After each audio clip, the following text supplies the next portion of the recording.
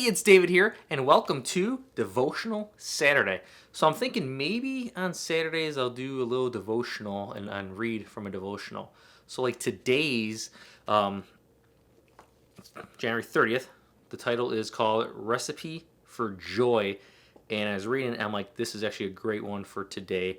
And I'm actually getting it from David Jeremiah, Turning Points with God. I've been reading this thing for probably 4 or 5 years now, every year, and I just love it. He's got a lot of great points in here, just great lessons. Makes you really think.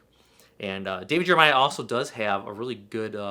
He puts his sermons on his website Mondays through Saturdays with a great message. So I will actually put the link below as well for that. But so be sure to give it a listen. It'll be encouraging. But today's devotional is a recipe for joy. When the great preacher Harry Ironside complimented the cook at a conference center on her biscuits, she gave him a valuable lesson. The flour itself doesn't taste good, neither does the baking powder, nor the shortening, nor the other ingredients. However, when I mix them all together and put them in the oven, they come out just right. The same can be said for many circumstances in which we find ourselves in life.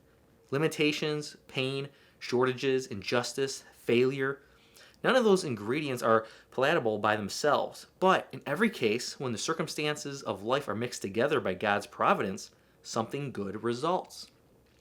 When the Apostle Paul found himself in prison for preaching the gospel, it had to be distasteful. Yet the result was that his brethren were emboldened to preach the gospel even more. It is the believer's responsibility to focus not on the ingredients, but on the entire recipe to see what God is preparing.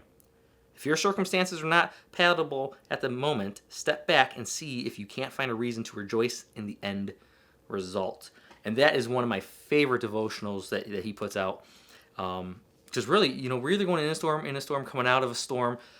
It doesn't seem good at the time. It's just always horrible. And like this with the ingredients, you go make cookies or a cake and you get the flour by itself. Ugh. Get the egg by itself. Ugh. Or nutmeg and all those other ingredients, whatever you use, but you try it by themselves, it does not taste good. But when it's all mixed together, it's just like, oh, I can't keep your finger out of that little mixture. It's so good. And then you bake the cookies and bon appetit, excelente. So it's really good, but that's the same with our lives. Whatever's going on, it's just, it may not be good. It may not taste good. But we got to keep going forward, looking towards God's kingdom, knowing that He's got it all under control, that everything that's happening in your life is for His glory. So you let Him use it for His glory and let people see that. So when you could look back on your life thinking, wow, now I know why I went through that storm, why that happened. It was part of my story, and it all mixed together to glorify the Lord. So that's just the devotional I want to give to you guys today. On Tuesday, I'm planning on doing another video about obedience with another experience with me and with work. So it should be interesting. All right, guys. Till then, love y'all. Peace. See you then.